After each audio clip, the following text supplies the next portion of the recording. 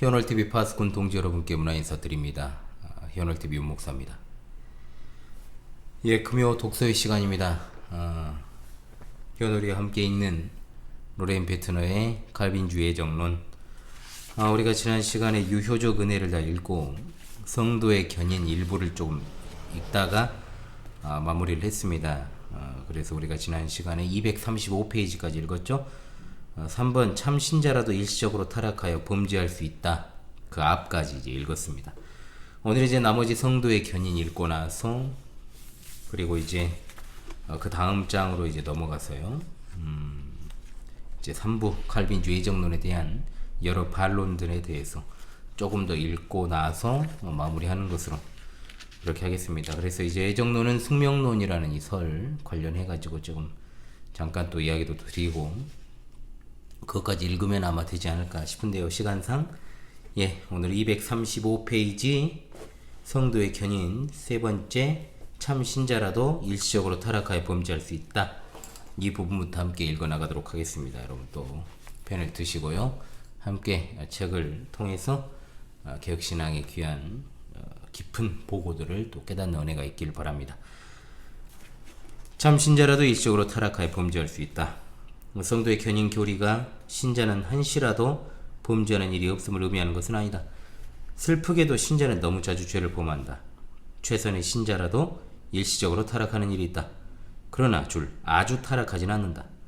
왜냐하면 하나님께서 지극히 약한 신자에게조차도 그의 견인의 은혜를 그 마음에 역사하게 하심으로써 그를 궁극적 배교로부터 지켜주시기 때문이다.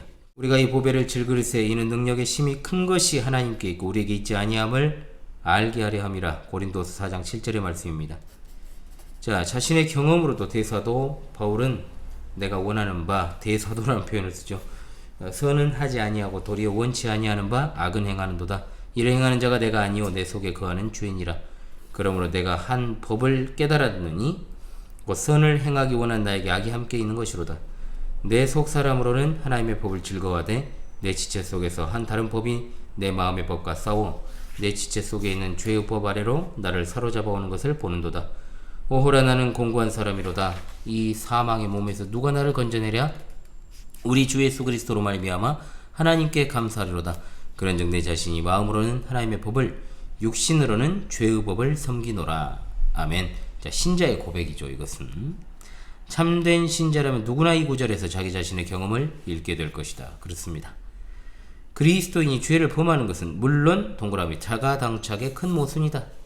히브리서 기자도 죄를 범하는 자는 하나님의 아들을 다시 십자가에 못 박아 현저히 욕을 보이는 것이라고 말하였다. 다윗이 범죄하고 회개한 후 선지자 나단은 그의 죄가 사하심을 받았으나 그로 말미암아 여호와의 원수로 크게 회방할 거리를 얻게 하였다고 말하였다. 다윗과 베드로는 대표적인 인물들이죠. 일시적으로 타락했었으나 그들의 품성 안에 있는 기본 원리 동그라미 그들을 돌아오게 했다. 그러나 유다는 그 기본 원리가 결여되어 있었기 때문에 영원히 타락해버리고 말았다. 그리스도인은 세상에 사는 동안 항상 전투태세에 있다. 그는 일시적으로 넘어져서 한동안 신앙을 아주 잃어버린 것처럼 보일 때도 있다. 그러나 그가 일단 참으로 구원을 얻었었다면 은혜에서 완전히 떠날 수가 없다. 만일 그가 일찍이 중생에 의한 내적 변화를 경험했었다면 조만간에 그는 교회로 돌아와 구원을 얻게 될 것이다. 그가 본 정신으로 돌아오게 되면 자신의 구원을 조금도 의심치 않고 죄를 고백하여 하나님의 용서를 구하게 될 것이다. 물론 그의 죄의 행실은 자신을 심히 손상시키고 다른 사람들을 파괴시켰을 수도 있지만 그 사람 개인의 구원에 관한 한 그것은 일시적인 것에 지나지 않는다. 그래서 바울은 많은 사람의 일생의 공력이 나쁜 행실로 건축되었다면 그것은 반드시 불타겠지만 그 자신은 불 가운데서 얻는 것 같이 구원을 얻을 것이라고 가르쳤다. 고린도전서 3장 12절로 15절이죠. 예수님도 이 진리를 목자가 찾아가지고 돌아온 잃어버린 양의 비유에서 밝히 말씀하셨다. 만일 참 그리스도인이 아주 타락한다면 성령의 전이라고 칭함받은 그의 몸은 악마의 전이 되고 악마는 기뻐 날뛰며 하나님을 못 오게 될 것이다. 그러나 스트롱의 말과 같이 크리스천은 등산하는 사람이 비록 이따금씩 미끄러져 내려오지만 항상 정상을 향하여 다시 올라가는 것과 같으나 중생치 못한 자는 아래를 향하고 있어서 항상 미끄러져 내려가기만 한다.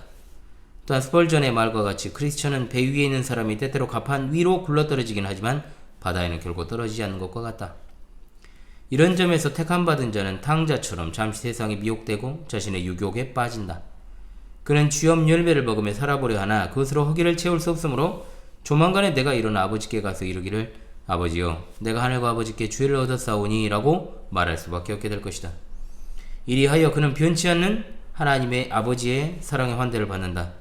그 영혼의 메아리치는 아버지의 환영하는 음성 내 아들은 죽었다가 중요하죠. 다시 살아났으며 내가 잃었다가 다시 얻었노라. 애처롭게 돌아온 아들의 마음을 녹인다. 그 탕자가 자식이기 때문에 아버지와의 관계가 끊어질 수 없었다는 이 비유는 철저히 칼빈주의적이다. 자식이 아닌 자는 절대 일어나 아버지에게 가야겠다는 욕망을 갖지 않는다. 어리석은 갈라디아인들처럼 우리의 판단이 때로 잘못될 수도 있으며 에베소 교인들처럼 우리 사랑이 식을 수도 있고 교회가 자고 때로는 은혜를 잃어버린 것처럼 보일 때도 있다. 그러나 일식은 있어도 태양은 다시 액광채를 나타내고 겨울에 바싹 말랐던 나무도 봄이 되면 새싹이 돋아나듯 이스라엘이 적 앞에서 패하고 달아나는 것이 비일비재하였으나 마침내 약속의 땅을 정복했던 것처럼 그리스도인도 역시 여러 번 범죄하나 마침내 구원된다. 하나님께 택함받은 자가 구원 얻지 못한다는 것은 상상할 수 없는 일이다. 택함받은 자들은 하나님의 전능하신 능력으로부터 피할 수가 없다. 니느웨로 가라고 명하시는 하나님의 뜻을 피했으나 그 명령에 복종하기까지 물고기 뱃속에 있어야만 했던 요나처럼 그리스도인들도 결국에는 구주께로 돌아와 죄를 고백한 후 사함받아 구원 얻게 되고야 마는 것이다. 네, 4번입니다. 의의 외부적 고백이 참된 그리스도인이라는 보증은 아니다. 자, 이 부분은 여러분 예전에 제가 읽었던 책 기억나십니까? 매튜 미디의 유사 그리스도인을 참고하시면 좋겠어요. 찾아보니까 그 책이 이제 절판이 됐더라고요. 여러분 나오지 않습니다. 절판이 된 지금 상황인데요. 절판이 됐지만 제가 그 책을 갖다가 그대로 읽어 나가면서 예전에 요약하면서 읽었던 내용이 그대로 재생 목록에 이제 금요 독서의 시간에 들어있기 때문에 여러분들 그것을 참고하셔가지고 이 부분을 보시면 좋을 것 같습니다. 참 그리스도인으로 보이던 자가 마지막에는 배교하고 마는 일이 있음을 설명하는 것도 그렇게 어려운 일이 아니다. 이걸 좀 어려워하시는 분들이 있는데요. 전혀 그럴 필요가 없습니다. 우리는 흔히 사람에 대해 잘못 판단하는 것과 참 신자인지 여부를 확실히 알 수 없다는 것을 성경이나 경험을 통해 잘 알고 있다. 우리가 비록 참 성질을 첫눈에 알아볼 수 없다 할지라도 가라지는 결코 곡식이 아니며 나쁜 고기는 결코 좋은 고기가 아니다. 사탄은 광명의 천사로 보일 만큼 교묘히 변장할 수 있다. 따라서 사탄의 종이 가장 그럴듯하게 거룩하고 헌신적인 것 같으며 경건하고 열심히 의를 행하는 자처럼 자신을 변장하는 일은 얼마든지 있을 수 있는 일이다. 외부적인 고백이 반드시 그 영혼이 구원되었음을 보증해주는 표는 아니다. 이것은 마치 옛날 바리새인들처럼 육체의 모양을 내기 위한 것일 수만도 있어서 많은 사람을 속일 뿐이다. 예수님은 제자들에게 거짓 그리스도들과 거짓 선자들이 일어나 큰 표적과 기사를 보여 할 수만 있으면 택하신 자들도 미혹하리라고 경고하시면서 그 결과에 대해 이 백성이 입술로는 나를 존경하되 마음은 내게서 멀도다. 사람의 계명으로 교훈을 삼아 가르치니 나를 헛되이 경배하는도다 라고 이사야 선지자의 예언을 인용하셨다. 바울은 거짓 사도요 괴울의 역군이요 자기를 그리스도의 사도로 가장하는 자들에 대해 경고하였다. 그는 또 로마인들에게 이스라엘에게서 난 그들이 다 이스라엘이 아니요 또한 아브라함의 씨가 다 그 자녀가 아니라고 써보냈다. 다음 주 이제 월요일 이번 주 말씀 해설이 바로 이 부분이 되겠습니다. 여러분 요한은 자칭 사도라 하되 사도가 아닌 자들이 있다고 언급하면서 잠시 후에 내가 내 행위를 아노니 내가 살았다는 이름을 가졌으나 죽은 자로다라고 덧붙여 말하고 있다. 그러나 이런 자들이 비록 사람은 기만할 수 있을지 몰라도 하나님은 언제나 자칭 유대인이라 하나 실상은 유대인이 아니요 사단의 외에 속한 자들을 아신다. 우리는 기독교적인 지식과 경험 및 성격을 갖지 않는 많은 사람들이 자칭 크리스천이라고 주장하는 시대, 세계 어느 곳에서나 교회와 세상과의 구별이 소멸되어 가고 있는 시대에 살고 있다. 거의 100년 전인데 이런 이야기를 하고 있잖아요. 우린 여러 번 외모에 속아서 만일 그들이 하는 일의 배후에 숨어있는 동기를 알았다면 전혀 다른 결론에 도달했을 경우인데도 사무엘처럼 참으로 주께서 기름 부은 자가 우리 앞에 있도다고 말하는 것이다. 우리는 최대의 신중을 기함에도 불구하고 종종 타인에 대해 잘못 판단하고 한다. 이런 경우에 대한 적절한 해답으로 요한은 저희가 우리에게서 나갔으나 우리에게 속하지 아니하였나니 만일 우리에게 속하였더라면 우리와 함께 거하였으려니와 저희가 나간 것은 다 우리에게 속하지 아니함을 나타내려 함이니라고 쓰고 있다. 영혼이 타락하여 다시 돌아오지 못하는 자는 모두 이런 종류의 사람들이다. 어떤 사람들은 주 예수에 대해 참으로 알지 못하면서 종교적인 고백은 잘한다. 이런 사람들은 지식적인 신앙 지식에 있어서는 많은 겸허한 신자들을 능가할 수도 있다. 이게 엄청난 아이러니죠. 또 얼마 동안은 택함받은 신자들을 감쪽같이 속일 수도 있을 것이다. 그러나 그들의 마음은 전혀 중생의 내적 체험을 경험한 바가 없는 자들이다. 이처럼 이 세상에 사는 동안 겉으로만 신앙을 가졌던 자들은 심판날에 비록 그들이 주여 주여 우리가 주의 이름으로 선지자 노릇하며 주의 이름으로 많은 권능을 행치 아니하였나이까라고 말할지라도 주께로부터 내가 너희를 도무지 알지 못하니 불법을 행하는 자들아 내게서 떠나가라는 대답을 들을 것이다. 만일 예수께서 그들을 참 그리스도인으로 아신 적이 있다면 이 대답은 진실이 아닐 것이다. 그러나 그들은 일찍이 참 그리스도인이 되었던 적이 없었던 것이다. 여기다 줄 꼭 해놓으십시오, 여러분. 모든 사람의 본성이 나타나고 마음의 모든 비밀이 드러나게 될 때 참 그리스도인처럼 보였던 많은 사람들이 사실은 하나님의 백성이 아니었다는 것이 폭로될 것이다. 그러나 참 그리스도인이 신앙 고백에서 타락할 수는 있겠지만 구원의 은혜에서 아주 타락해버린 일은 결코 없을 것이다. 타락하는 자는 처음부터 구원의 은혜를 알지 못했던 것이다. 까지. 그들의 마음은 돌짝밭과 같아서 그 속에 뿌리가 없어 잠시 견디다가 말씀을 인하여 환난이나 핍박이 일어나는 때에는 곧 넘어진다. 그들은 신앙을 단념했다. 신앙의 파선을 당했다고 말할지 모르지만 그렇게 말하죠. 그것은 단지 외견상으로만 그런 것이고 사실은 처음부터 신앙을 갖지 않았던 것이다. 이들 중에 어떤 자들은 복음을 전하거나 남에게 가르칠 수 있을 만큼 복음의 교리에는 능통하나 자기 자신은 진정한 구원의 은혜를 받지 못한 자들도 있다. 따라서 이런 자들의 타락을 예로 들어서 참성도의 궁극적 배교를 증명할 수는 없는 것이다. 그러니까 신학 교수 중에도 이런 사람들이 있으니까 그렇죠. 당연한 거예요. 신학을 가르칠 정도는 그런 것을 가르칠 정도가 되는데도 불구하고 은혜를 받지 못한 자들이 있다는 겁니다. 분명한 사실이죠. 단순히 교인이 되었다고 해서 참 그리스도인이 되었음을 보증하는 것은 아니다. 전투교회에 속한 모든 교인, 전투교회라 하면 이제 유형교회, 승리의 교회, 이제 무형교회, 천상교회에 속하는 것은 아니다. 어떤 목적이 있어서 이게 중요하죠. 동그라미. 어떤 목적이 있어서 신앙고백을 하는 자들이 뭡니까? 어떤 목적일까요? 가라지들이죠. 그러니까 밤중에 사탄이 몰래 뿌리고 간 가라지들의 목적이 무엇입니까? 기독교도에 몰래 침투한 트로이 목마 같은 것들이죠. 예, 바로 그들이 바로 어떤 목적이 있어서 신앙 고백을 하고 또 가만히 들어와서 함께 섞여 있으면서 어떤 것들을 핵체크하는 그런 어떤 마귀의 계교를 따라 된 자들이 있죠. 그들은 참 신앙을 가진 것처럼 보이고 한동안 그런 상태를 계속한다. 그러나 얼마 못 가서 그런데 결국은요 뭐 늙음하게 드러나기도 하고 또 갑자기 어떤 하나님께서 주신 기회기를 통해서 또 그런 일이 드러나기도 합니다. 그들이 입은 양의 가죽이 벗겨진다던가 아니면 그들 스스로가 그들을 벗어버리고 세상으로 다시 돌아간다. 만일 우리가 그들 마음의 참 동기를 볼 수 있다면 그들은 한 번도 하나님에 대한 참 사랑으로 행동하지 않았다는 것을 알 수 있었을 것이다. 물론 이제 이것 같은 경우에는 교회 내에 이제 이런 사람들이 많이 있죠. 어떤 특정한 목적을 가지고 교회 내에 회원이 된 경우들도 굉장히 많거든요. 사실. 그래서 그것이 충족되지 않았을 땐 세상으로 나가버린 사람도 포함입니다. 그들은 사실 양이 아니라 염소요 약탈하는 일이었던 것이다. 그래서 베드로는 그들에 대해서 참 속담에 이르기를 개가 그 토했던 것에 돌아가고 돼지가 씻었다가 더러운 구덩이에 도로 누웠다는 말이 저희에게 응하였다고 말하고 있다. 이처럼 그들은 일찍이 선민에 속한 적이 없었던 것이다. 회심치 않은 자라도 마치 헤롯이 세례 요한의 말을 들은 것처럼 복음의 설교를 달게 듣는다. 헤롯은 요한을 의롭고 거룩한 사람으로 알고 두려워하여 보호하며 또 그의 말을 들을 때 크게 번민을 느끼면서도 달게 들었다. 그러나 세례 요한을 죽인 헤롯의 결정과 그의 전반적인 생애에 대해 아는 사람이라면 아무도 헤롯은 일찍이 크리스천이었다고 말하지 않을 것이다. 양심을 비춰주는 성령의 일반적인 감화가 선행과 연면상의 종교 생활을 하도록 만든다는 것도 인정해야 할 것이다. 그래서 성령의 일반적 감화를 받은 사람들이 종종 엄격하게 행동하며 즐겨 종교적 의무를 다하는 것이다. 그들에게는 성령의 일반적 감화에 이제 줄을 꼭 해놓으십시오, 여러분. 이것이 일반 은총 또는 일반 은혜라고 불리우는. 그들에게는 성경에 나타난 복음의 약속과 구원 계획이 진실할 뿐 아니라 자신들의 상태에 알맞다고까지 생각되어 진리의 도덕적 힘에 근거한 신앙을 가지고 믿는다. 이 신앙은 그것이 나온 그 마음의 상태가 계속될 때까지만 지속되다가 그 마음이 변하면 평상시에 무감각한 상태로 떨어져 신앙을 잃어버리고 만다.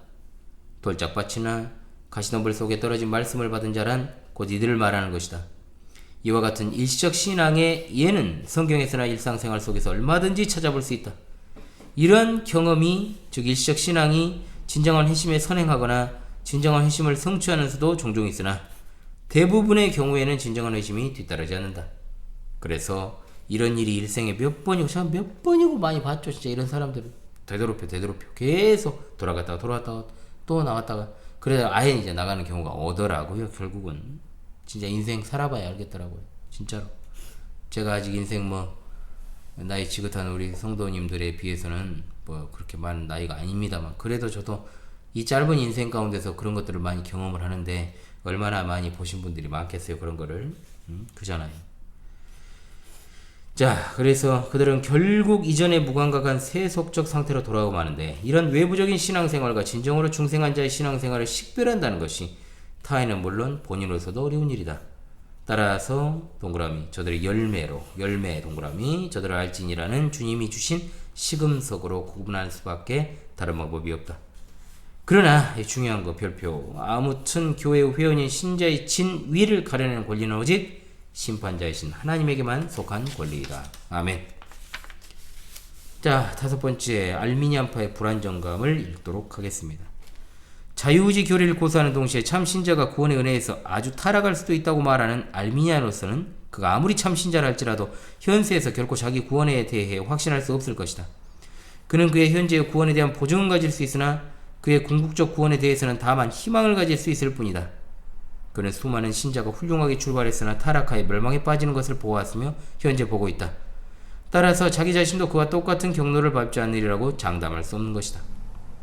사람은 현세에 있는 한 자신 안에 옛사람의 죄악성의 잔재를 갖고 있으며 지극히 유혹적이요 기만적인 세상의 쾌락과 악마의 교활한 유혹에 둘러싸여 있다. 교회 안에서까지 근대주의라 칭하는 이단이 여러 모양으로 우리를 유혹하고 있다. 만일 알미안주의가 옳다면 그리스도인의 장래는 그들의 연약한 의지에 따라 좌우될 것이니 그 위치는 심히 불안하고 위험하다고 할 수밖에 없다.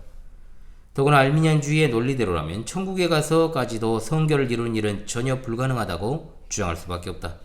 왜냐하면 구원 얻은 사람은 그곳에서도 여전히 자유의지를 갖고 있어서 자신이 원하는 어느 때든지 죄를 범할 수 있기 때문이다. 비유해서 말하자면 알미니안파는 막대한 유산을 상속받은 사람과 같다고 하겠다. 그는 많은 유산 상속자들이 그들의 판단 부족, 사기, 재난 등으로 그 유산을 잃어버렸다는 것을 알고 있다. 그러나 자신에게는 그 재산을 현명하게 운용할 능력이 있다고 확신하면서 그 재산을 계속 갖고 있을 것임을 추호도 심치 않는다. 다른 사람은 실패해도 자기는 실패하지 않으리라는 이러한 확신은 그의 자긍에 기초한 것이다.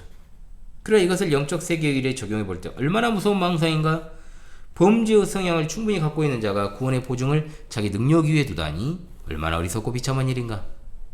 이처럼 성도의 궁극적 구원의 원인을 줄 전능하시고 불변하신 하나님 수중에 두지 않고 연약하고 죄 많은 인간의 수중에 두는 것이 바로 알미안주의의 의의다. 그러니까 사탄의 교리라 이거 말이에요. 이건 그잖아요. 많은 사람들을 지옥 데려가는 교리니까요. 그렇다면 알미니안주의 논리는 될 수 있는 빨리 이 세상을 떠나서 이런 논리적 귀결이 나온다는 겁니다. 무한한 가치가 있는 천국의 기업을 확보하는 일이야말로 그리스도인이 취할 가장 현명한 길이라고 말하고 있지 않은가?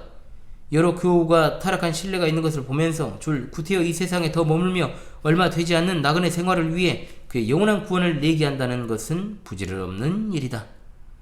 몇 푼의 돈을 더 벌기 위해 의심스러운 투기 사업에 자신의 전 재산을 거는 상인이 있다면 그는 두말할 것 없이 미련한 사람이다. 따라서 알미니안 견해를 주장하면서 자기가 구원 얻은 자임을 확신하는 사람이라면 어떻게 된다? 가능한 빨리 죽어서 빨리 죽어야 돼. 예. 그러니까 자살을 못하면 익스트림 스포츠를 많이 즐겨야죠. 이제 정말 죽을 가능성이 큰 그런 어떤 스포츠를 갖다가 해야죠. 빨리 죽어야죠. 초도 의심의 의지가 없는 구원의 장소인 하늘나라로 가는 것이 소원일 것이라고 본다. 이거 맞잖아요. 빨리 죽어야지. 뭐 있어요. 타락해버리는데. 영적인 생활에 있어서 동그라 의혹의 상태란 불행한 상태다. 그렇죠. 여러분 얼마나 불행한 상태입니까? 그리스도인은 결코 하나님의 사랑에서 끊어질 수 없다는 보증이야말로 크리스천 생활에 있어서 최대 위안 중 하나이다. 이 교리를 부인하는 것은 지상에 있는 성도들의 가장 깊은 희열의 근저를 파괴시킨 일이다. 언제 어떻게 기만을 당하고 타락하게 될는지도 모른다고 믿고 있는 자가 어떻게 진정한 희열을 가질 수 있겠는가? 그렇지요? 만일 우리 안정감이 단지 우리의 변하기 쉽고 동요하기 잘하는 성질에만 근거하고 있다면 우리에게는 크리스천의 특징인 내적 평화와 기쁨이 전혀 없을 것이다. 맥페드리지는 역사적 칼빈주의라는 그의 소책자에서 나는 구원에 대해 아득히 불안을 느끼는 영혼의 공포와 오랜 세월 동안 애쓰고 신앙생활을 했다가도 얼마든지 구원의 은혜에서 아주 떨어져 버릴 가능성이 있다는 두려움을 느낄 수 있는데 그것이 바로 알미니안주의가 가르치는 교리다. 이런 교리는 나를 위협하고 나로 하여금 말할 수 없는 곤란선으로 빠져 들게 한다. 만일 나 자신의 믿을 수 없는 성질을 행하는 것 위에 내 생명의 최후 안전을 맡긴 채 고해와 같은 인생을 항해하고 있는 것이라면 나는 언제나 불안과 공포를 느끼며 살아야 할 것이다. 따라서 나는 나의 생명을 맡긴 배가 충분히 항해에 견딜만 하며 일단 그 배를 타면 목적지까지 안전하게 도달할 수 있는지 확인해 본 후에 그 배를 타려고 한다고 말하고 있다. 우리의 구원은 하나님에 대한 우리의 사랑, 그것은 연약하고 끊임없이 통요하지요. 여기에 달려있지 않고 우리를 향한 하나님의 영원불변하신 사랑에 달려있다. 이 놀라운 궁극 구원의 은총 교리를 바로 인식하게 될 때 우리는 비로소 그리스도인의 생활에서 얻어지는 평안과 확신을 갖게 되는 것이다. 따라서 자신이 하나님의 수중에 있으므로 절대 안전하다는 것을 아는 칼빈주의자만이 성결하고 영화되게 하기 위해 자기가 하나님의 영원하신 목적 안에서 택함받았으며 아무것도 이 목적을 좌절시킬 수 없다는 것을 알고 마음의 평화와 안정을 얻을 수 있는 것이다. 그러므로 진정한 칼빈주의자는 진정한 기독교인이 될 수밖에 없는 거죠, 여러분. 그렇죠? 자, 6번째로 갑니다. 배교에 대한 성경의 경고 목적이 무엇인가 하는 겁니다. 알미니안파는 신자의 배교 타락에 대한 성경의 경고를 증거로 삼아, 그렇죠, 이것을 항상 인용해가지고 특히 히브리서 같은 경우 그 성경이 이제 여러 군데 나와 있죠. 제가 이 부분도 이제 예전에 강의한 게 있으니까 여러분 튤립 따라 걷는 이 길이 좀 요약해가지고 제가 정리해 놓은 것이기 때문에 그 시리즈 강의를 좀 보시면 좋겠고요. 물론 성경에는 신자도 타락하여 세상으로 떨어질 수 있음을 의미하는 것처럼 보이는 구절이 있다. 그것은 그들에 대한 하나님의 목적과 계획에서 떠나 단지 그들을 스스로 능력과 역량만을 생각할 때는 그렇게 될 수도 있다는 것을 의미할 뿐이다. 경고죠, 경고. 그래서 우리는 모두 신자들도 일시적으로 타락할 수 있다는 것을 시인한다. 그러나 이러한 성경 구절이 가르치는 첫째 목적은 하나님의 목적 달성을 위해 인간으로 하여금 자진해서 하나님과 협력하게 하려는 것이다. 즉 인간으로 하여금 끊임없이 겸손하고 각성하며 근명케 하려는 데 목적이 있다. 그래서 마치 부모가 자녀를 위험한 곳에 가지 못하게 하려고 할 때 자녀의 자발적인 협조를 구하기에 차도로 나가지 말라고 타이르는 것과 같다. 하나님이 타락할지도 모른다는 두려움을 가지고 인간을 경고하신 것은 그의 타락을 허용하시려고 작정하셨기 때문이 아니라 오히려 피택자들을 타락하지 않게 하기 위해 사용하시는 수단일 수도 있다. 두 번째, 우리가 이 경고의 구절에 대해 고려해야 할 점은 하나님이 어떤 행동의 의무를 우리에게 명하실 때는 반드시 우리에게 그 의무를 수행할 수 있는 능력도 주신다는 것이다. 성경 한 구절에서 하나님은 내 마음을 다하여 주 너희 하나님을 사랑하라고 명하셨는데 다른 구절에서는 내가 내 신을 너희 안에 두어 너희로 내 법을 행하게 하리라고 말씀하셨다. 성령이 자기 모선을 행치 않는 한 이 둘은 양립되어야 한다. 셋째, 이 경고는 신자에게 더 큰 믿음과 기도를 위한 자극제가 된다. 넷째, 그것은 인간으로 하여금 자신의 능력보다는 의무를, 자신의 힘보다는 약함을 깨닫게 하려는 것이다. 다섯째, 그것은 인간으로 하여금 성결의 필요성과 하나님께 대한 의존을 확실히 알게 하려 합니다.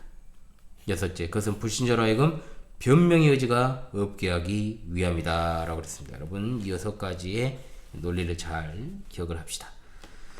자, 7번째로 가겠습니다. 성경의 증거입니다. 이 교리에 대한 성경의 증명은 풍부하고 분명하다. 항상 중요한 게 이제 하나님 말씀이죠. 누가 우리를 그리스도의 사랑에서 끊으리요? 환난이나 공고나 핍박이나 기근이나 적신이나 위험이나 칼이랴.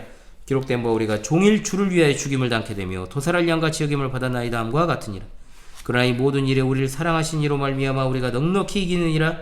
내가 확신하나니 사망이나 생명이나 천사들이나 권세자들이나 현재일이나 장래일이나 능력이나 높임이나 기쁨이나 다른 아무 피조물이라도 우리를 우리 주 그리스도 예수 안에 있는 하나님의 사랑에서 끊을 수 없으리라. 아멘. 자, 이 부분은 최근에 제가 이번 주 해설을 통해서 다뤘던 본문이니까 여러분 좀 더 반가우시죠? 죄가 너희를 주관치 못하리니 이는 너희가 법 아래 있지 아니하고 은혜 아래 있음이니라. 로마서 6장 14절입니다. 요한복음 6장 47절 믿는 자는 영생을 가졌나니. 요한복음 5장 24절입니다. 내 말을 듣고 또 나 보내신 이를 믿는 자는 영생을 얻었고 심판에 이르지 아니하나니 사망에서 생명으로 옮겼느니라. 이 말씀을 보면 우리가 예수를 믿는 그 순간부터 영생을 실제로 얻어서 현재 소유하고 있는 것이지 미래에 소유하게 될 조건적 선물이 아니라는 사실을 알 수 있다. 나는 하늘로서 내려온 산떡이니 사람이 이 떡을 먹으면 영생하리라. 나의 줄 떡은 곧 세상의 생명을 위한 내 살이로다. 내가 주는 물을 먹는 자는 영원히 목마르지 아니하리니 나의 주는 물은 그 속에서 영생하도록 솟아나는 샘물이 되리라. 예수는 이처럼 생명의 양식과 생명수에 대해 이것을 한 번만 먹으면 영원히 살 것이라고 선언한다. 너희 속에 착한 일을 시작하신 이가 그리스도 예수의 날까지 이루실 줄을 내가 확신하노라. 여호와께서 내게 관계된 것을 완전케 하실지라. 여호와여, 주의 인자하심이 영원하오니 주의 손으로 지으신 것을 버리지 마옵소서. 하나님의 은사와 부르심에는 후회하심이 없느니라. 또 증거는 이것이니 하나님은 우리에게 영생을 주신 것과 이 생명이 그의 아들 안에 있는 그것이니라. 내가 하나님의 아들의 이름을 믿는 너희에게 이것을 쓴 것은 너희로 하여금 너희에게 영생이 있음을 알게 하려 함이라. 저가 한 제물로 거룩하게 된 자들을 영원히 온전케 하셨느니라. 주께서 나를 모든 악한 일에서 건져내시고 또 그의 천국에 들어가도록 구원하시리니 그에게 영광이 세세무궁토록 있을지어다. 하나님이 미리 하신 자들로 또한 그 아들의 형상을 본받게 하기 위하여 미리 정하셨으니 이는 저로 많은 형제 중에서 맏아들이 되게 하려 하심이니라. 그 기쁘신 뜻대로 우리를 예정하사 예수 그리스도로 말미암아 자기 아들들이 되게 하셨으니. 아멘. 예수는 내가 저희에게 영생을 주느니 영원히 멸망치 아니할 터요 또 저희를 내 손에서 빼앗을 자가 없느니라. 저희를 주신 내 아버지는 많이보다 크심에 아무도 아버지 손에서 빼앗을 수 없느니라고 선언하셨다. 여기서 우리는 우리 안전함이 하나님의 전능을 근거로 하고 있기 때문에 이 부분 줄 해놓으십시오. 그것은 하나님의 전능하신 만큼이나 확실하다는 것을 알 수 있다. 하나님은 온 세상보다 강하시니 그의 보화를 빼앗을 자는 사람 중에도 마귀 중에도 없다. 하나님의 수중에서 성도 한 사람을 빼앗는 것보다는 차라리 하늘에서 별을 하나 따는 것이 쉬울 것이다. 불가능하다는 이야기입니다. 성도의 구원은 하나님의 절대적인 능력에 달려있기 때문에 그들은 멸망 위험이 미치지 못하는 곳에 있는 것이다. 그리스도는 음부의 문이 그의 교회를 이기지 못한다고 약속하셨다. 그런데 만일 한 성도라도 궁극적 타락을 할 수 있다면 원리적으로 볼 때 모든 신자가 그렇게 될 수 있다는 말이니 그렇게 되면 그리스도의 보증은 공수표가 되고 말 것이다. 그리스도께서 거짓 그리스도들과 거짓 선자들이 일어나 큰 표적과 기사를 보이며 할 수만 있으면 택하신 자를 또 미혹하게 하리라 말씀하셨으니 이 구절을 읽는 자로서 편견을 갖지 않는 자라면 곧 택한 자들은 도저히 미혹될 수 없다는 것을 깨닫게 될 것이다. 아멘. 그리스도와 신자 사이에 맺어진 신비한 연합은 택한 자들이 누리게 될 궁극적 은총을 보장해준다. 예수님은 내가 살았고 너희도 살겠음이라고 말씀하셨으니 이것은 그리스도의 확실한 부활에 택한 자들이 관련되어 결국 그리스도의 삶이 그들의 삶이 되고 말 것이라는 말이다. 그리스도는 우리 안에 계시며 우리가 사는 것은 우리가 사는 것이 아니라 그리스도께서 사시는 것이다. 너무 유명한 말씀이죠. 갈라디아서 2장 20절의 말씀. 그리스도와 신자는 마치 포도나무와 그 가지들과의 관계처럼 공동 생명을 갖고 있다. 성령께서 구원 얻은 성도들 안에 계셔서 성도의 다함 없는 능력의 저장고가 되어 주시는 것이다. 바울은 에베소인들에게 하나님의 성령을 근심하게 하지 말라. 그 안에서 너희가 구속의 날까지 인치심을 받았느니라고 경고하였다. 그는 배교에 대한 두려움이 전혀 없이 항상 우리를 그리스도 안에서 이기게 하시는 하나님께 감사하노라고 자신있게 말할 수 있었다. 하나님은 선지자 에레미야를 통하여 내가 무궁한 사랑으로 너를 사랑하노라고 말씀하셨다. 하나님의 사랑은 끝이 없다는 것을 뒷받침해주는 제일 좋은 증거는 그의 사랑은 시작이 없고 오히려 영원하다는 점이다. 두 집의 비유에서 나타내고자 한 강조점은 반석 위에 그리스도시죠? 세운 집은 인생의 폭풍 후에도 결코 넘어지지 않는다는 것이다. 우리는 시편 23편에서 내가 주의 집에 영원히 거하리라는 말씀을 읽는다. 참 그리스도인은 하나님의 집을 일시적으로 방문한 자가 아니고 영원히 거하는 자이다. 성도의 궁극적 구원은 종을 믿지 않는 자는 시편 23편에 나타난 이 심오하고도 풍요로운 의미를 망각해버린 자이다. 그리스도는 그의 백성을 위하여 항상 기도하시며 성부는 항상 그의 기도를 들으신다. 따라서 크리스천이 아주 타락할 수도 있다고 주장하는 알미니안파는 이 두 구절 중 하나를 부인하지 않으면 안 될 것이다. 여기서 성도들이 얼마나 안전한 보호를 받고 있는지 살펴보도록 하자. 그리스도는 하나님 우편에서 우리를 위해 간구하고 계시며 성령은 말할 수 없는 탄식으로 우리를 위해 친히 간구하고 계신 것이다. 내가 그들에게 복을 주기 위하여 그들을 떠나지 아니하리라는 영영한 언약을 그들에게 세우고 나를 경외함을 그들의 마음에 두어 나를 떠나지 않게 하고 라는 말씀 속에서 하나님은 완전한 타락으로부터 성도들을 보호해 주실 것을 약속하셨다.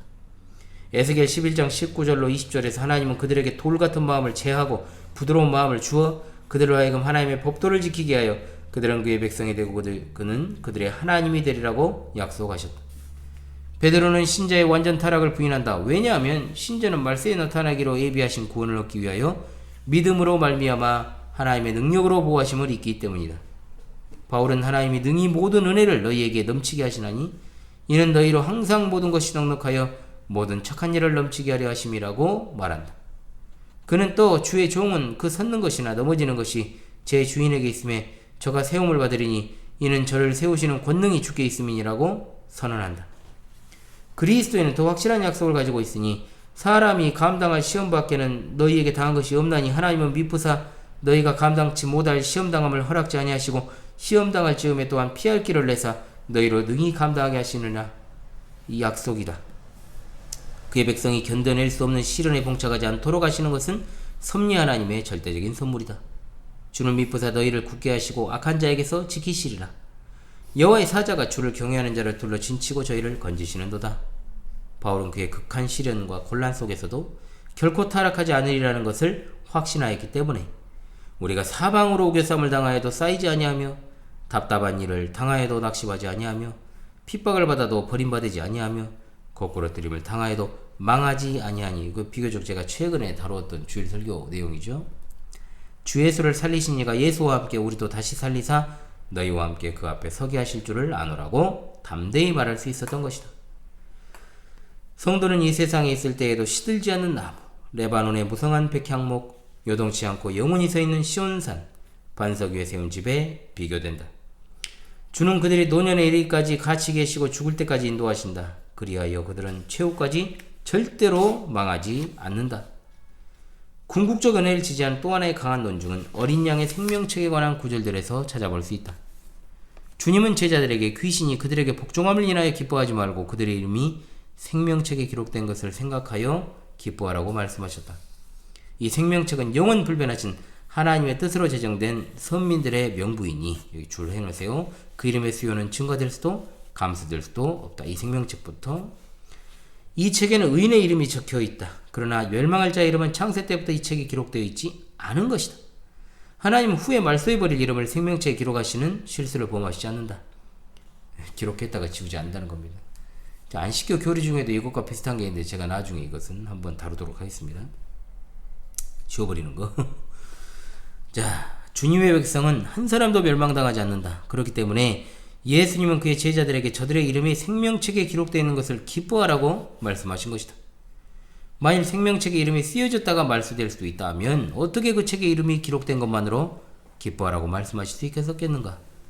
바울은 빌립보인들에게 우리 시민권은 하늘에 있다고 했으며 디모데에게는 주께서 자기 백성을 아신다고 했다.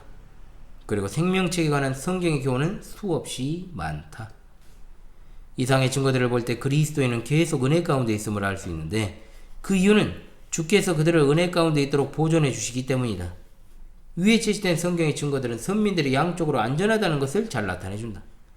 즉 하나님께서 저들을 떠나지 않으실 뿐 아니라 저들도 하나님을 떠나지 않도록 하나님께서는 저들 마음에 하나님에 대한 경외심도 심어주신다. 중생한 그리스도인이라면 이 성경적 교훈에 대해 전혀 의심을 품지 않을 것이다. 심히 연약하고 무력한 인간으로서는 내부로부터의 모든 죄악성과 외부로부터 오는 온갖 공격에도 불구하고 자기에게 원하는 행복을 소유할 수 있다고 가르쳐주는 이 교리를 환영하며 마땅하나 오히려 이를 거부하고 이에 대해 반론을 펴기까지 한다. 반대하는 이유는 저들이 자기의 힘을 과신하여 스스로 구원을 성취해보겠다는 잘못된 생각을 갖고 있기 때문이요. 이 진리가 그 성격상 자연계의 보통 원리나 법칙과 다르기 때문이며 만일 이 교리를 시인하게 되면 값없이 주시는 은혜에 관한 칼빈주의 다른 교리들도 시인하지 않을 수 없기 때문이다. 그래서 이 교리를 가르치고 있는 성경 구절들은 왜곡되게 설명하고 그렇죠? 이거 꼭 그래요. 자신들의 편견과 부합되는 듯이 보이는 몇몇 구절에게만 심각할 정도로 집착을 하여 반론을 제기하는 거죠. 사실 은혜로만 구원 얻는다는 교리는 선행과 공로에 따라 모든 사물과 사람들을 대우하는 저들의 일상생활의 경험과 비교해 볼 때 너무 다르기 때문에 그것이 진실로 믿어지지 않는 것이요. 따라서 스스로 구원을 성취해 보려고 고집을 부리는 것이다. 그러니까 이들의 구원론은 자력 구원론일 수밖에 없는 겁니다. 예, 성도의 견인 우리 다 읽었어요. 이제 3부로 이제 들어갈 차례가 된 것 같습니다. 칼빈주의 교리는 우리 함께 다 읽었고, 제3부 애정론에 대한, 애정이란 말 쓰지, 애정론이란 말 쓰지 말라 그랬죠 여러분. 칼빈주의 애정론이라는 책 제목이 있습니다만은 성경에 나오는 하나님의 애정, 칼빈이 말하는 성경의 애정, 이런 식으로 이제 표현해야 한다고 제가 분명하게 말씀을 드렸습니다. 자, 그렇다면 255페이지로 넘어갔어요. 자, 15장은 애정론은 이제 숙명론이라는 설에 대해서 이제 이걸 갖다가 이제 논증하는 내용이 되겠습니다. 사실은 기독교의 어떤 애정, 하나님의 애정과 이교의 어떤 숙명론, 이건 하나의 종교 체계인데요. 이걸 갖다가 혼동한다? 자, 이건 참 잘못된 것을 우리가 좀 생각을 해야 됩니다. 왜냐하면 하나님의 애정은 이제 특별 작정이라고 그러죠. 우리가 특별 계획이라고도 부릅니다. 그런데 이것은 숙명론이 운명론이에요. 운명론. 그러니까 이 운명론과 비교해서는 안 된다는 겁니다. 이걸.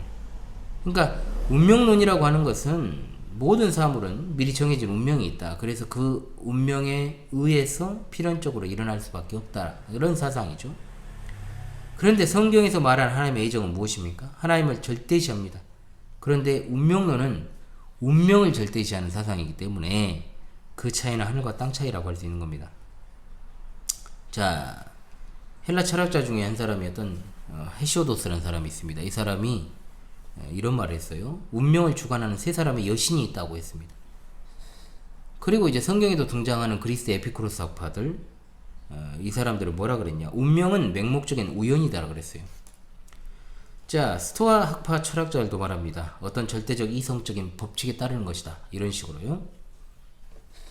자, 이런 고대 사상들의 어떤 영향을 받은 근대 철학자들이 꽤 있죠. 라이프니츠 같은 사람들은요, 애정과 이걸 갖다 조화를 시키기도 하고, 또 신의 죽음을 갖다가 외쳤던 니체는 또 어떻습니까? 운명애를 또 주장하기도 하는 이런 일도 있었습니다. 따라서 하나님을 부정하는, 그러니까 하나님을 부인하는 세속 철학에서 기인한 이런 운명론을 성경에 나타나는 하나님의 애정과 헷갈린다? 이건 그 사람이 문제가 있는 거예요. 그건 솔직히 말하면 위험천만한 일인데다가 정말로 잘못된 것이다. 하나님의 절대적인 주권을 갖다가 바르게 이해하지 못하거나 또는 운명론에 대해서도 바른 상식이 없기 때문에 어떤 이런 식의 어떤 헷갈리는 혼동하는 사람들이 생긴다는 거예요. 그래서 자칫하면 운명론에 빠진다? 웃기는 소리죠. 뭐 어떻게 운명론에 빠집니까? 아예 다른데. 그래서 우리가 절대적인 주권자가 되시는 하나님을 바르게 이해하지 못하면 생기는 오해들 중에 하나다라고 하는 것.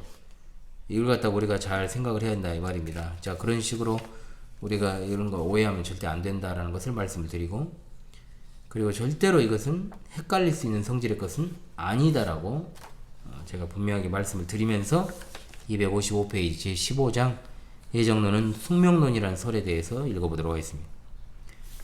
기독교의 애정론과 이교의 숙명론을 혼동하는 데서 많은 오해가 생긴다. 그러나 모든 미래 사건은 절대적으로 확실하다는 것을 단정하는 것 외에는 양자 사이에 어떤 공통점도 없다. 양자는 운명론이 인격적인 하나님을 용납할 수 없다는 점에서 본질적으로 다르다.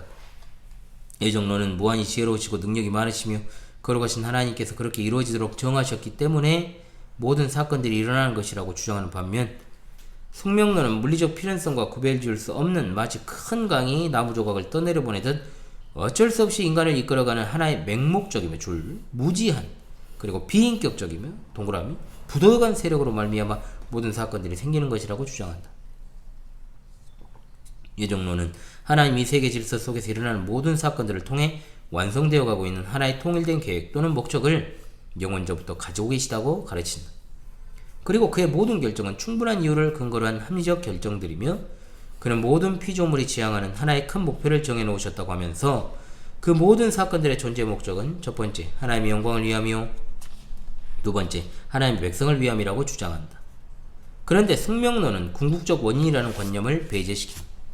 즉, 전 우주를 통치하는 것은 무한한 지혜와 사랑을 가지신 인격신이 아니라 동그라 맹목적 필연이라는 것이 맹목적 필연. 결국 숙명론은 자연의 운행과 인간이 경험하는 모든 사건들의 원인을 그것에 대항하여 싸워보았자 헛수고이며 어린애처럼 불평만하게 될 미지의 불가항력적인 어떤 힘이라고 본다. 이것도 쉽게 말하면 하나의 신앙 체계인 거예요. 그래서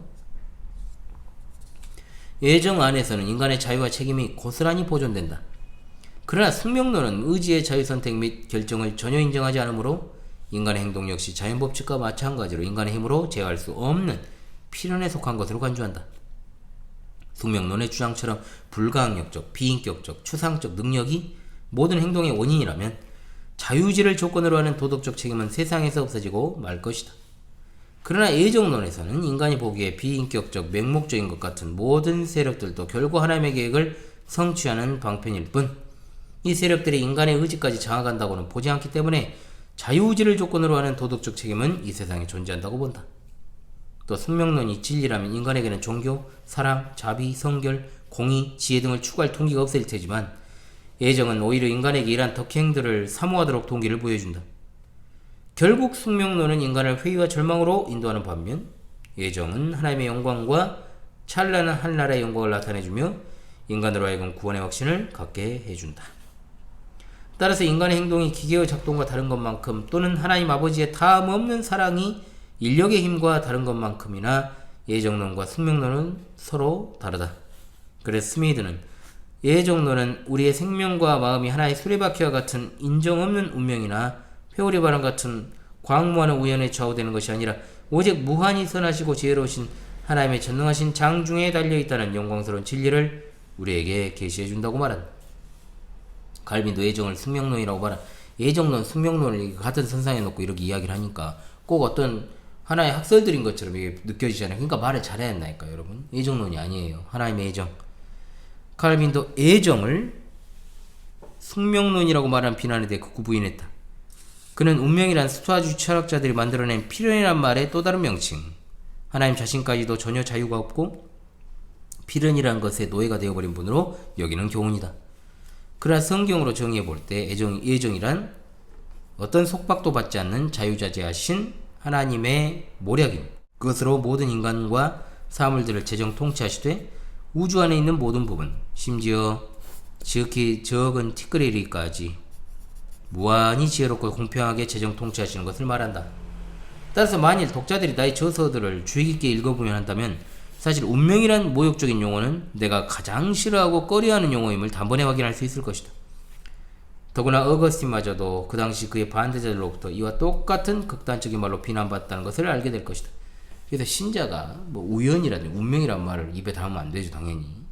철저하게 제가 이런 것들을 아주 어린 시절부터 자녀들에게 교육을 했기 때문에, 그리고 우리 성도들에게 했기 때문에 우리 성도들은 입번 끝도 안 합니다. 우연이란 말 자체를 쓰지 않아요.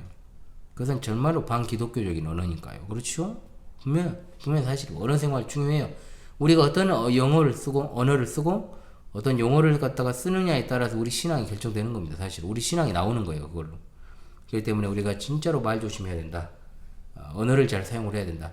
용어를 주의 깊게 써야 된다. 이걸 갖다가 좀 다시금 우리가 생각을 해야 되겠습니다.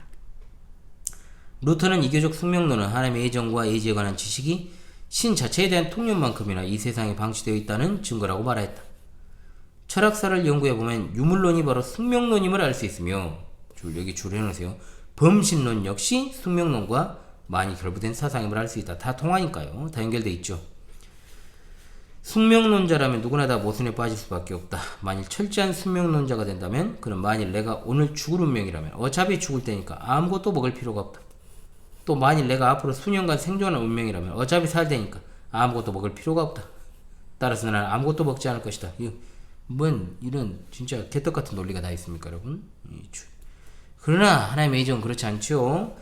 만일 하나님께서 어떤 인간을 어느 때까지 생존하도록 예정하셨다면 식사를 거절하는 식의 자살적 행위로부터 그를 보호해 주실 것까지도 예정하셨다고 주장한다.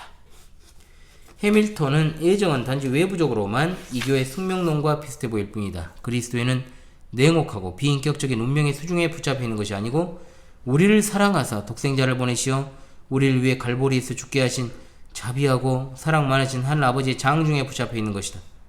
그리스도에는 하나님을 사랑하는 자, 곧 그 뜻대로 부르심을 입은 자들에게는 모든 것이 합력하여 선을 이룬다는 것을 안다.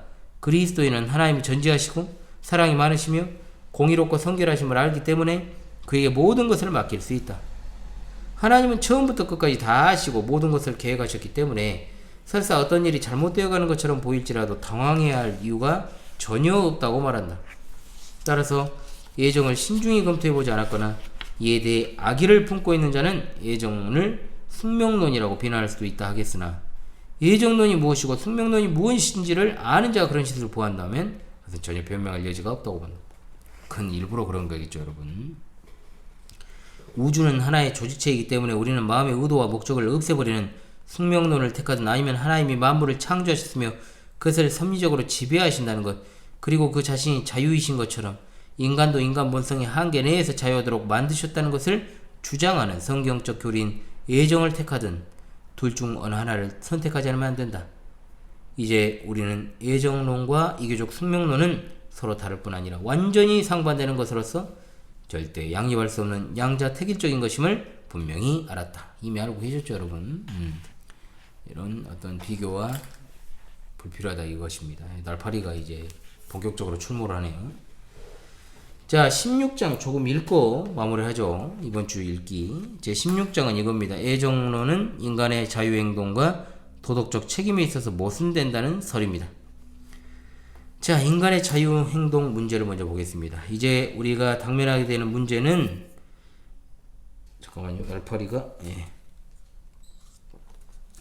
만일 인간의 모든 행동이 영원부터 예정되어 있다면 인간이 어떻게 자유롭고 책임있는 행위자가 될 수 있겠는가 하는 문제다.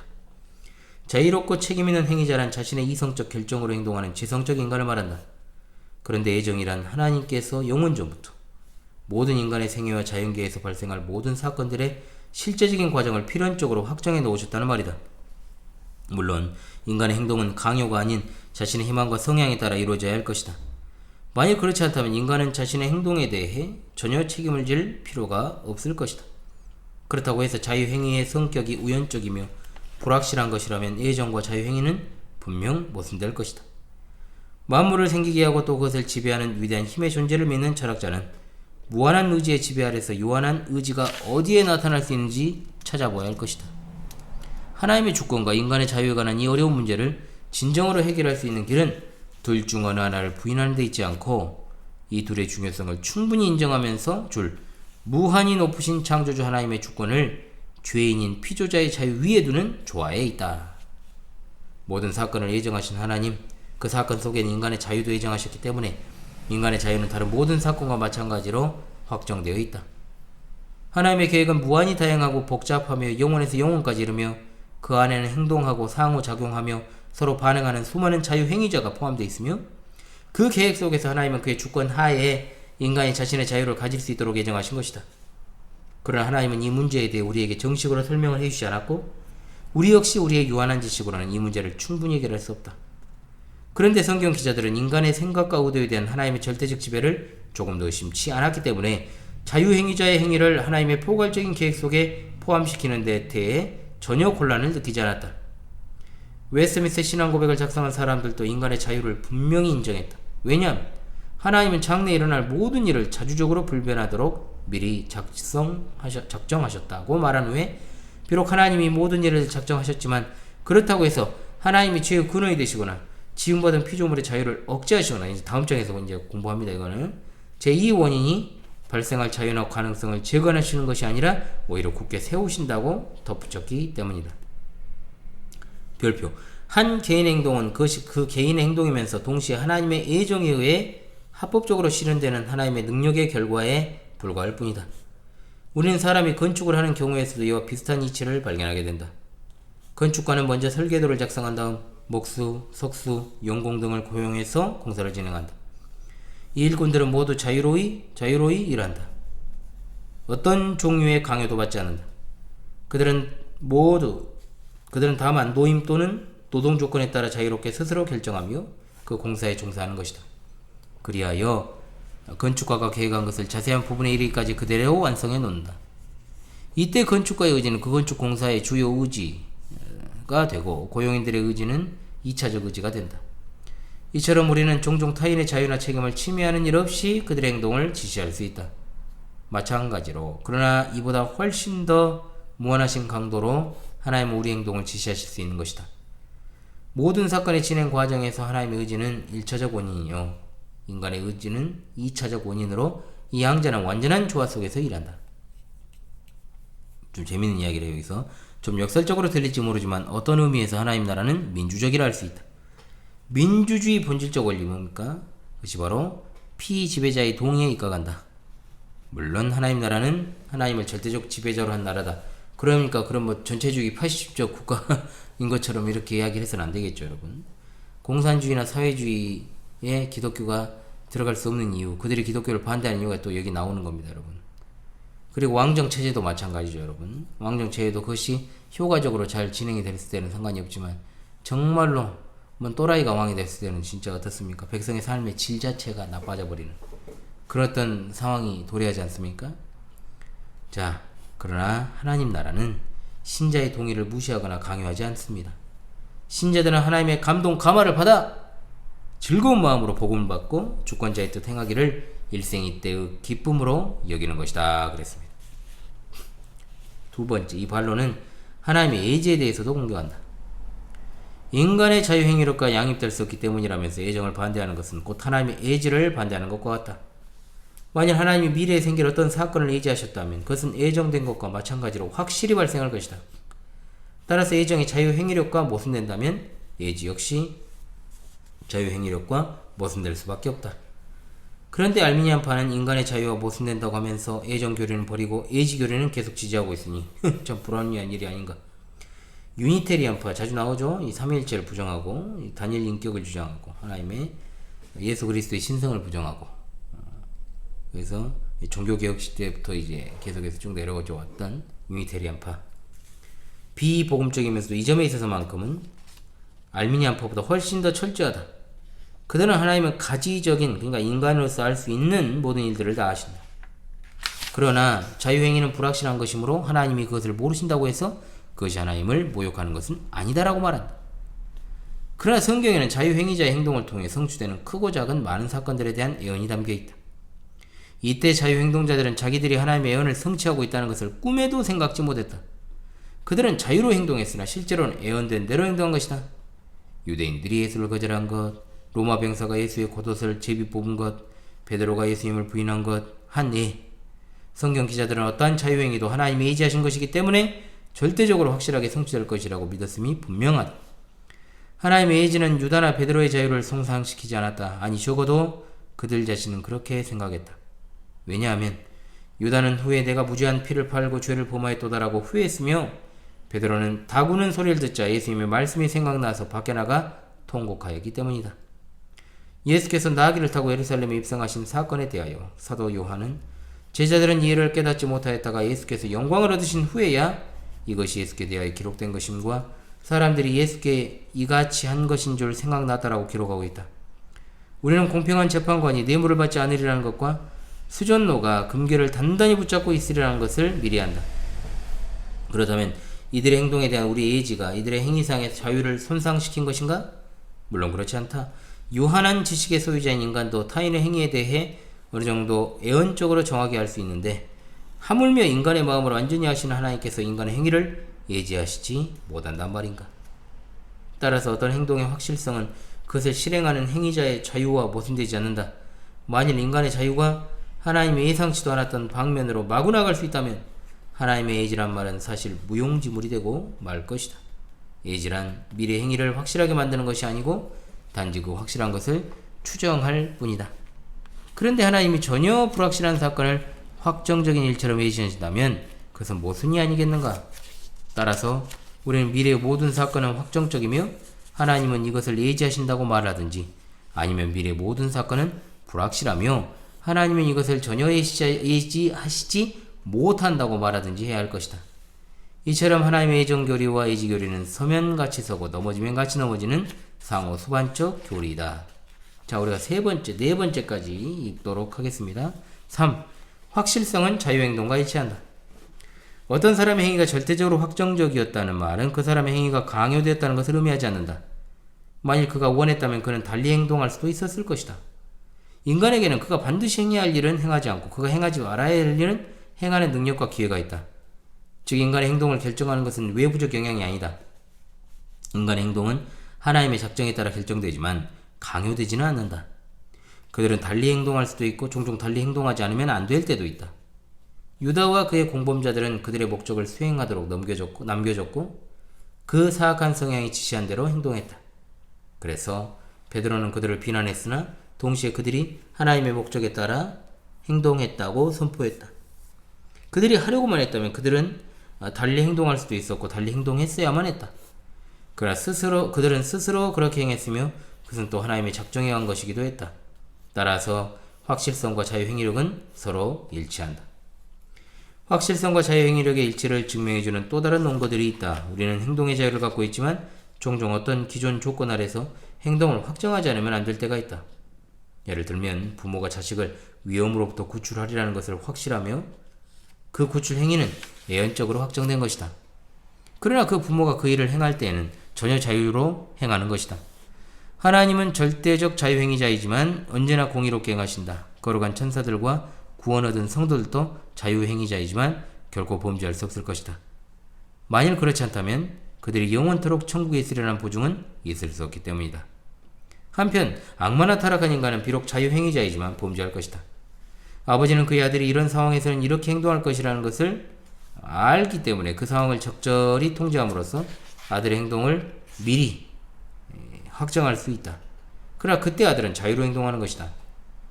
만일 그 아버지가 아들을 의사로 만들 계획이라면 그는 아들에게 그 길을 따르도록 격려하고 그 방면의 책들을 읽게 하며 그 방면의 학교에 다니게 하는 등 아들의 마음을 그 방면으로 유도함으로 자기 목적을 성취할 수 있는 것이다. 이와 같은 방법으로 하나님은 우리가 자유로 행하면서도 확정적으로 행할 수 있도록 우리 행동을 지배하신다. 하나님의 작정은 사건을 발생시키는 것이 아니다. 오직 사건의 발생을 확정시킬 뿐이다. 행동의 확실성을 결정하는 하나님의 작정이 동시에 행동자의 자유도 결정하는 것이다. 그랬습니다. 자, 네 번째로 가겠습니다. 오늘 여기까지 읽을 텐데요, 여러분. 인간의 자연적 의지는 악에 속되어 있다. 엄밀히 말해서 인간은 어떤 외적 강요에 의해 그의 선택의 자유나 책임을 간섭받지 않을 때 비로소 자유가 있다고 말할 수 있다. 따라서 타락 상태에 있는 인간이 갖는 자유란 노예적 자유에 불과하다. 그는 죄의 포로가 되어 자진해서 사탄을 쫓는다. 그는 하나님을 섬길 능력도 의향도 없다. 이것을 어떻게 자유라고 부를 수 있겠는가? 자유의지라는 말보다는 자기의지라는 말이 타락 이후 인간 상태를 표현하는 데는 더 적절할 것이다. 인간은 범죄하도록 창조된 것이 아니라 자신의 과실로 스스로 그런 상태에 빠지게 되었다는 것과 그것이 실수라고 해서 그 책임을 면할 수 있는 것은 아니라는 점을 기억해야 할 것이다. 물론 그의 구속이 완성되는 날 그는 천사와 같이 임의로 하나님을 섬기게 될 것이다. 인간의 의지가 악의 포로가 되었다는 것은 루터가 가르친 교리다. 노예적 의지라는 그의 저서에서 루터는 인간은 무슨 일을 하든 어떤 강요도 받지 않지만 필연적으로 그 일을 행하는 것이다. 또 하나님이 영원부터 뜻하시고 인간이 꼭 행할 것, 예지하신 것만 행할 수 있는 것이다. 그리하여 하나님의 의지는 반드시 성취되고 그의 의지는 확실시 되는 것이다. 하나님의 의지나 인간의 의지는 무슨 일이든 남에게 강요되어 행하지는 않는다. 선행이든 악행이든 인간이 행하는 모든 일은 자신의 자유의지에 따라 자기가 좋아서 그렇게 행하는 것이지만 그것은 결국 하나님의 의지에 지배되어 행하는 것이기도 하다. 왜냐하면 하나님의 의지는 확실불변하기 때문이다. 라고 선언했다. 그는 또 만일 자유의지가 그 자유를 상실하자 곧 죄악의 포로가 되었던 선도의지를 쏟게 되었다고 한다면 자유의지란 말은 사실 알맹이 없는 빈껍데기에 지나지 않는 말로서 그것은 이미 자유가 아니다라고 말하였다. 그는 자유의지란 거짓말에 지나지 않는 것이라고 말한 후 따라서 하나님은 그의 영원불변하시고 무하신 의지로서 만물을 예견하시고 의도하시고 행하시는 것이지 결코 있을 수 있는 가능성만 가지고 어떤 일을 예지하시는 것이 아님을 그리스도인은 알아야 한다. 그렇다면 인간의 자유의지로 모든 일이 결정된다는 것은 있을 수 없는 일이다. 결국 우리가 행하는 모든 일들은 그것이 비록 가변적이요 우발적으로 행해지는 것처럼 보이나 심지어 우리가 우발적으로 행한다 할지라도 실제로는 하나님의 의지와 관련되어 필연적이요 불변적으로 행해진다는 말이다. 하나님의 의지는 불가항력적이어서 어떤 방해도 받지 않는다. 왜냐하면 하나님의 큰 능력이 하나님에게는 아주 당연한 것이요 그의 의지는 절대적이기 때문이다라고 덧붙여 말했다. 그러면 어떤 자는 만일 인간의 의지가 완전히 자유로운 것이 아니라면 하나님은 인간에게 행할 수도 없는 일을 행하라고 명하시는 것이 아니냐, 분명히 이런 질문이 나오죠. 그러나 성경에는 하나님이 인간에게 그들의 힘으로는 전혀 행할 수 없는 일을 행하라고 명령하신 것이 수없이 많다. 예를 들면 손이 마른 자는 손을 펴라, 중풍병자는 일어나 걸으라, 병자는 일어나 그의 침상을 가지고 걸으라. 죽은 나사로는 일어나 나오라. 그리고 인간은 믿으라는 명령을 받았지만 믿음은 하나님의 선물이라고 한다. 더구나 잠자는 자여 깨어서 죽은 자들 가운데서 일어나라. 그리스도께서 내게 비추시리라. 그러므로 하늘에 계신 너희 아버지 온전하신 것 같이 너희도 온전하라는 등의 성구들을 볼 때 인간이 자초한 도덕적 무능력 때문에 인간의 도덕적 책임이 면제되는 것은 아니라는 것을 알 수 있다라고 그랬습니다, 여러분. 자, 여러분, 이번 주에는 16장 4번까지 인간의 자연적 의지는 악에 예속되어 있다까지만 읽도록 하겠습니다. 다음 시간부터 여러분 또 나머지 하나님이 인간의 마음을 지배하시며 그의 백성에게 하나님께로 갈 의지를 주신다. 여기서부터 그리고 이제 예정론이 하나님과 더 죄의 창조자로 만나는 것이 바로 이제 제 17장의 내용인데요. 자, 이 부분까지 또 읽어보도록 해보죠. 그래가지고 또 우리가 계속해서 이 책 읽기의 유익을 얻어 나가야 되겠다 생각을 합니다. 제가 뭐 광고를 드릴 텐데요. 광고를 요즘은 드릴 수 있는 게 커뮤니티 게시판 외에는 없어가지고 그렇습니다. 5월 말쯤에는 제가 뭐 지난번에 이제 5주년, 10주년 기념 방송에서 제가 말씀을 좀 드렸습니다만 5월 말쯤에는 이제 제가 3일 정도 이제 좀 타 지역으로 좀 가게 됐습니다. 그래서 가족 여행을 좀 가려고 신방 겸 가족 여행을 좀 계획하고 있어서 2주 같은 경우에는 제가 방송을 전부 다는 다 못하고 이제 좀 빠질 거예요. 그래도 책 읽기만큼은 제가 2주에는 하려고 합니다, 여러분. 그래서 5월 31일에 파밤 때 이제 또 말씀을 드리겠습니다만은 마지막 주 같은 경우에는 이번 주 하나님 말씀 해설 월요일 그거는 올립니다. 그런데 수요일 이제 하이델베르크 요리문답은 제가 좀 쉬겠습니다. 이때는 쉬고 그리고 28일과 30일에도 방송은 이제 없을 것 같아요. 그래도 기본적으로 이번 주 말씀 해설과 그리고 칼빈주 예정론 읽기는 계속해서 진행할 것이고요. 미리 이제 그건 녹화해 놓으면 되니까 상관은 없겠고 그래서 이제 파밤 때 또 이제 강의를 또 길게 또 해야 되니까 여러분 조금 양해를 부탁을 드리겠습니다. 5월 마지막 주 같은 경우에는 제가 방송을 조금 선택적으로 좀 해야 되겠다 이 생각을 해서요. 여러분들에게 미리 말씀을 드리니까요. 양해해 주시고 앞으로도 계속해서 현알TV 사랑해 주시기 바랍니다. 예, 지금까지 금요 독서의 시간 현울이 함께 있는 칼빈주 예정론 시간을 가졌습니다. 다음 시간에 곧 찾아오도록 하겠습니다. 감사합니다.